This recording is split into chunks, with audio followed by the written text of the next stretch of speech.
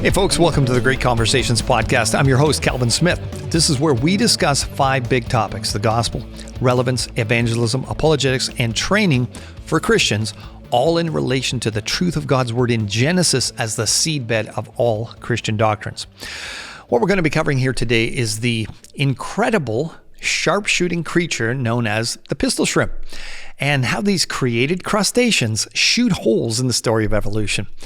This is a continuation of our 7-part series here on Great Conversations called Amazing Animals, and I encourage you to look up the last 5 that we've covered, because we've looked into some really interesting creatures and concepts, and this is part 6 of 7. Now, if you've been following along, I'm hoping that this series is making you realize how the truth of God's word is just so evident in what we see around us, regardless of what the story of evolution is constantly promoting. And don't forget to stick around to the end, as we're going to give you a question to pose to your family and friends who don't know the Lord that you can use to witness and open up some spiritual conversations with those around you. Now, let's get into this. You know, in the 70s in Northern Ontario, it was certainly a different time than it is now. And after having 3 children of my own and knowing the busyness of looking after a young family, I can't even imagine what it was like for my parents with 7 of us running around. Anyway, all to say, it was a lot easier for me back in the day to slip away on a Saturday afternoon to the local cinema to watch an inexpensive matinee than it would likely be for a kid today, you know, with helicopter parents. I could just slip away for a couple of hours with hardly anyone knowing I was even gone. And of course, whether it was the Adventures of Sinbad, you know, with the great stop motion animation by Ray Harryhausen, or young Jim's swashbuckling adventure on Treasure Island, or some kind of, spaghetti western with guns blazing, I could always find something that would kind of fire my imagination up for that week. And I particularly remember the first time I saw a young Clint Eastwood kind of saunter onto the screen, you know, with that lethal gaze in his raised eyebrow. And you just knew the bad guys were in trouble when he showed up. You know, eased his poncho from his side, revealed his sidearm, etc., slung real low. Well, surprisingly, there is an undersea equivalent to Clint's generic gunslinger in the form of a little shrimp only a few inches long called the pistol shrimp. Now, what differentiates these shrimps from their common counterparts is that they have one regular claw and one oversized claw that functions like an acoustic gun. And it literally cocks and is fired like a pistol, capable of producing shots reaching over 200 decibels. And that's far louder than an actual gunshot, which averages about 150 decibels. It's even louder than a jet engine. So the blast is produced by a bubble formed by a fast water jet traveling at speeds up to 100 kilometers an hour, squeezed out from a socket in the claw when its larger pistol claw snaps shut. And the snap generates this low pressure bubble and causes this violent implosion. And the cavitation bubble produces the sound blast along with pressure that's strong enough to kill a small fish. Researchers have used high-speed cameras and sound equipment to observe the process, which occurs within 300 microseconds after the shrimp pulls the trigger. And incredibly, the implosion also briefly generates a temperature of about 4,500 Celsius, which is nearly as high as the sun's surface. Now, unlike the, kind of stand-up stalwart cowboys that we saw on screen, pistol shrimp are kind of more like bushwhackers. These shrimpy sharpshooters, they tend to hide and they ambush their victims, which wind up at the wrong end of the cocked and triggered gun, so to speak. Not only does the implosive force knock out the prey so that they can then be devoured, it can also drill into rock to make hideouts. And this biological technology has even inspired scientists to try to replicate it for drilling rock as well. Pistol shrimp have another clever trick up their sleeve, so to speak, and that's their ability to switch hands. Research has shown that should something chop off a shrimp's pistol hand, the missing limb regenerates, growing into a regular, smaller claw, while its undamaged normal appendage will morph into a new snapping claw. So cutting the nerve of the snapping claw induces the conversion, and it changes the regular limb into another gun. Some shrimps are like the two-gun kid. They have a pistol claw on each hand. Makes them hard to disarm. Pistol shrimp tend to congregate in shallow water and produce an underwater symphony of sound that can be deafening in its density. Here's a quote.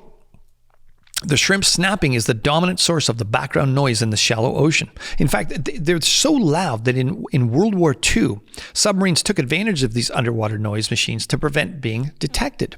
Quote, "When colonies of the shrimp snap their claws, the cacophony is so intense submarines can take advantage of it to hide from sonar." As a team, they're so loud that they can easily compete with the noisiest heavyweights in the sea, rowdier than 40-ton whales. And their gunshots are not only used to attack and burrow, but to communicate, apparently.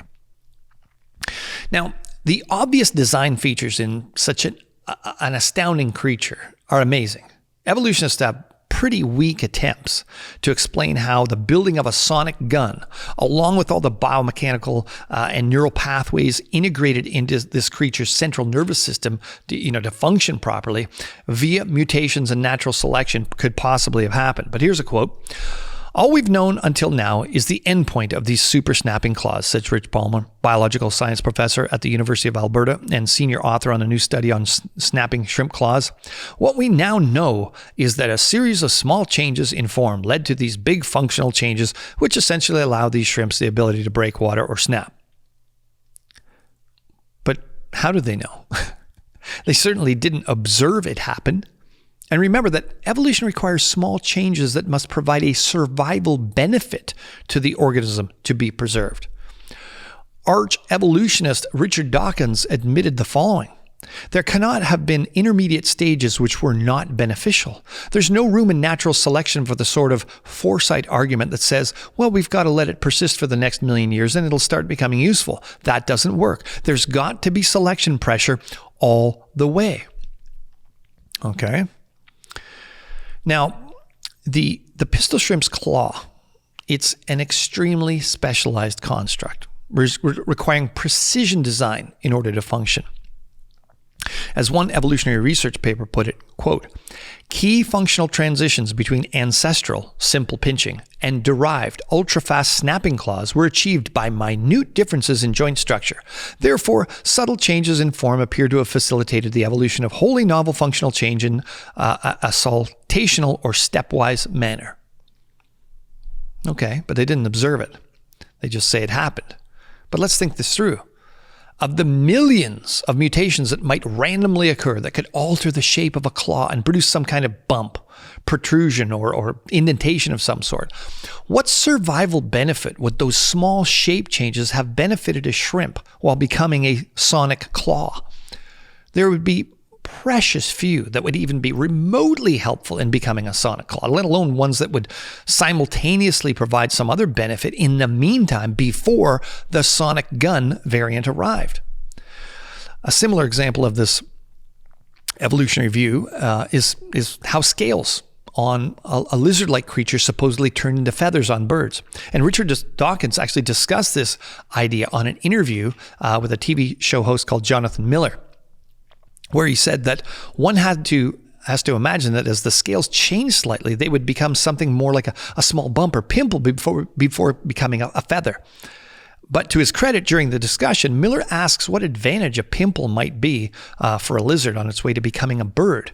And Dawkins' reply is revealing indeed. He said, "There's got to be a series of advantages all the way. If you can't think of one, that's your problem, not natural selection's problem. Natural selection, well, I suppose that's a sort of matter of faith on my part, since the theory is so coherent and so powerful." Faith.